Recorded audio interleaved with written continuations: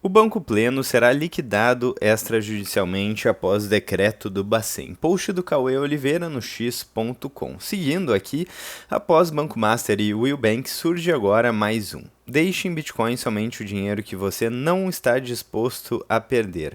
O resto pode deixar em banco. Quem será o próximo? Muito interessante aqui o post do Cauê Oliveira, porque muitas pessoas tratam o Bitcoin como um ativo extremamente arriscado. Mas o fato é que ele opera 24 horas por dia, 7 dias por semana, sem interrupções, enquanto que grandes bancos e até mesmo redes aí de pagamento sofrem problemas e interrupções. Então a rede do Bitcoin vem se tornando e se provando cada vez mais robusta ao longo do tempo. É claro, estou falando de Bitcoin em autocustódia, né?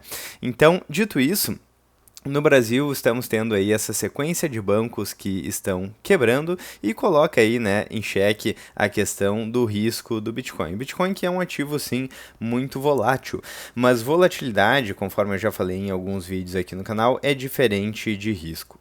Por exemplo, quando falamos de moedas fiduciárias, são ativos aí que têm pouca volatilidade, né? Por exemplo, se a gente observa aí a perda de poder de compra do real, do dólar ao longo do tempo, ele não varia muito como varia o Bitcoin. Mas uma coisa que é quase certo é que o poder de compra dessas moedas fiduciárias vão diminuir ao longo do tempo. O dólar já perdeu mais de 97% do seu poder de compra desde a criação do Federal Reserve, o Banco Central dos Estados Unidos, em 1913.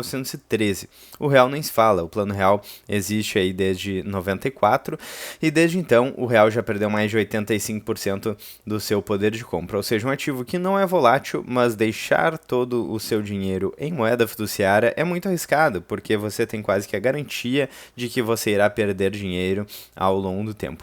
Por outro lado, o Bitcoin ele é um ativo muito volátil, mas se a gente pegar de 2016 até agora, é um ativo que se valorizou mais de 14.000% em dólar, né? Lembrando o disclaimer clássico do canal, isso não é uma dica de investimentos, nós não temos como prever o futuro, mas fica claro a distinção entre risco e volatilidade. E tem um gráfico muito interessante também, que é o gráfico da vida aí do peru de Natal, né? Então ele é muito constante, pouca volatilidade, mas chega em um determinado momento onde o peru de Natal é abatido e mostra aí que de fato o risco e a volatilidade, né, com um exemplo bem tosco aqui, mas que o risco e a volatilidade não necessariamente estão de mãos dadas, né? A gente pode ter um ativo muito volátil com menos risco e um ativo pouco volátil com bastante risco. E particularmente me parece que a alternativa de colocar ali todo o seu patrimônio em moedas fiduciárias é muito arriscado no sentido de que é quase certo que boa parte das moedas fiduciárias vão continuar perdendo poder de compra ao longo do tempo por uma questão de teoria dos jogos, de incentivo, certo? Inclusive por isso que recentemente a procura por ativos escassos vem aumentando bastante, porque a desconfiança nas moedas fiduciárias vem crescendo junto com a dívida que é crescente em todo o mundo, né? Eu menciono com frequência a dívida dos Estados Unidos, porque é a maior potência econômica global, dívida essa que já passa de 38 trilhões de dólares. Então, o ouro e a prata, né, os ativos físicos aí vêm surgindo também como uma alternativa aos ativos, às moedas fiduciárias, né? Compras principalmente da China e de outros países que não querem depender do dólar. Mas parte da tese aí do ouro é também parte da tese do Bitcoin. Falando agora um pouco sobre o preço do Bitcoin no momento atual, o preço está em 66 mil dólares, estamos em um período de bear market, em reais aqui, 346 mil reais. E o que eu venho mencionando aqui nos últimos vídeos do canal é exatamente a explicação da situação atual. Ou seja, estamos em um bear market no Bitcoin e historicamente o Bitcoin segue ciclos de 4 anos. Não necessariamente esses ciclos vão continuar se repetindo, mas o que a gente observa é que até agora os ciclos continuam se repetindo. Tivemos uma máxima em 2013, outra em 2017, 4 anos depois, 2021, 4 anos depois, 2025. Então os padrões aí continuam se repetindo e historicamente essas correções são bem fortes, tá? De mais de 70% a 80%. E até agora o preço do Bitcoin corrigiu 45%, ou seja, pode ser que corrija ainda mais. Estamos num momento de queda, é um momento de alta volatilidade e de bastante medo no mercado. Eu já mostrei aqui indicadores como o Fear and Greed Index, indicador de medo e ganância, que está ali num patamar de bastante medo. Ou seja, É possível que o preço ainda caia mais, mas são justamente nesses momentos onde o preço corrige que surgem boas oportunidades. Como, por exemplo, a oportunidade de Bitcoin a 3 mil dólares, 3 e pouco, né, em 2018. Ou, por exemplo, a questão do Bitcoin em novembro de 22 a 16 mil dólares. E se o preço continuar corrigindo, a gente pode ver um patamar de preço bastante interessante aí para o Bitcoin em um momento próximo. E voltando um pouco sobre a questão do efeito de risco e oportunidade, então o custo de oportunidade e sobre a relação liquidez e volatilidade, uma notícia aqui do Space Liberdade no x.com.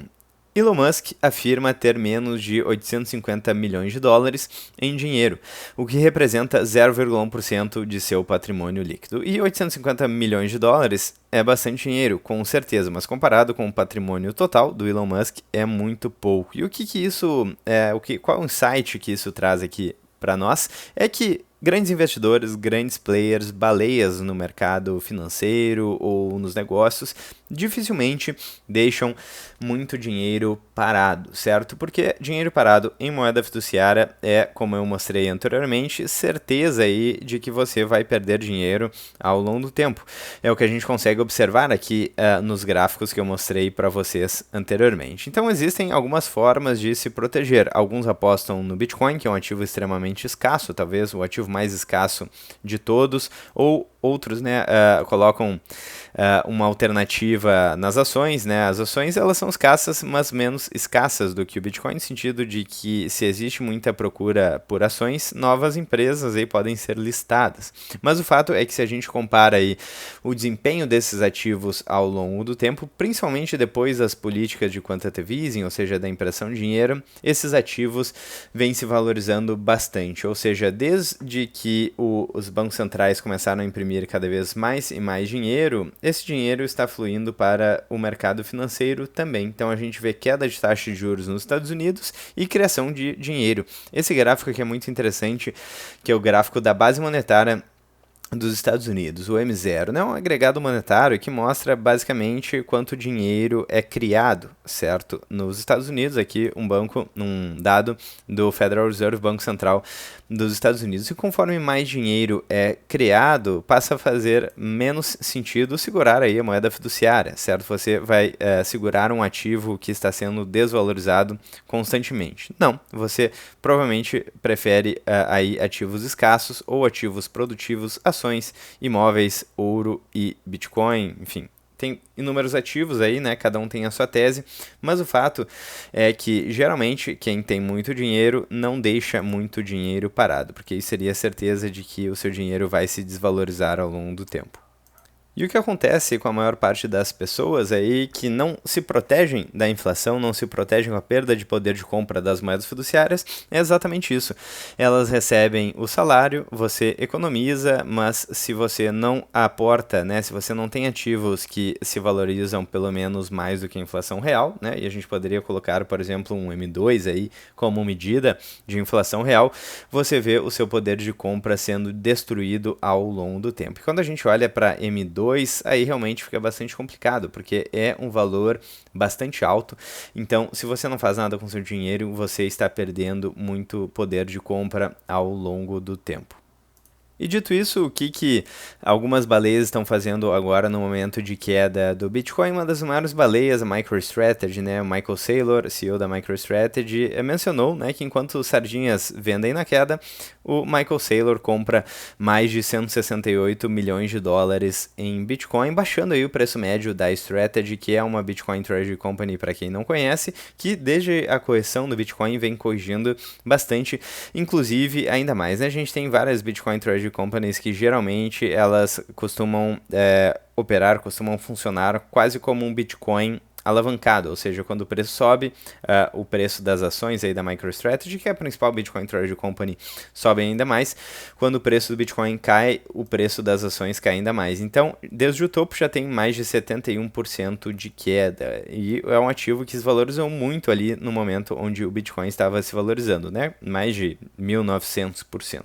Então, é um ativo extremamente volátil, mais volátil do que o Bitcoin, mais arriscado também, porque além do risco do Bitcoin tem o risco aí da empresa, da rolagem da dívida e assim por diante, mas é interessante ver como esses ativos, Bitcoin Treasury Companies, né, estão descontados, e aí a gente tem vários, tem a Melius aqui no Brasil, tem também a BTC, a Orange BTC, que desde o seu lançamento já perdeu mais de 65% aí de valorização, então muito interessante observar essa correção nesses ativos, e também, né, é interessante ver que o mercado está com muito medo, e é geralmente nos momentos de medo que as baleias, que o smart money procuram boas oportunidades, ou seja, preço baixo. Falando sobre o preço do Bitcoin, então, se repetirmos os ciclos passados, podemos ter mais quedas, mas, enfim, talvez, se você não tem nenhuma exposição no ativo, seria um bom momento para começar a estudar o Bitcoin. Porque já corrigiu bastante o mercado, o varejo aí está com bastante medo e geralmente, né, historicamente, são nesses momentos de medo que surgem boas oportunidades. Bom, pro vídeo de hoje era isso, eu vou ficando por aqui, espero que vocês tenham gostado. E antes que eu me esqueça, né, os disclaimers aqui do canal, eu vou deixar o link do WhatsApp aqui na descrição, se você quiser ter notícias aí em tempo real e se conectar mais comigo. Se você quiser uma assessoria sobre investimento, tirar dúvidas sobre Bitcoin, mercado financeiro, questões contábeis e assim por diante, mande uma mensagem com seu nome e WhatsApp no Instagram ou no X do canal. Dito isso, vou ficando por aqui, um grande abraço, deixem um like, cliquem no sininho, façam parte da área de membros para apoiar o canal financeiramente e ter acesso a todo o conteúdo exclusivo. Muito obrigado para quem assistiu até aqui, um grande abraço e até breve.